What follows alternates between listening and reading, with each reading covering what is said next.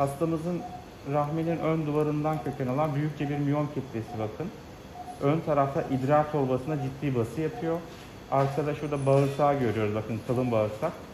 Miyom kitlesinden dolayı bu bağırsak da baskı altında, görüyorsunuz burada. Birazdan hastamız genç, rahmini koruyarak karında büyük bir kesi olmadan laparoskopik yöntemle şu büyük miyom kitlesini çıkaracağız.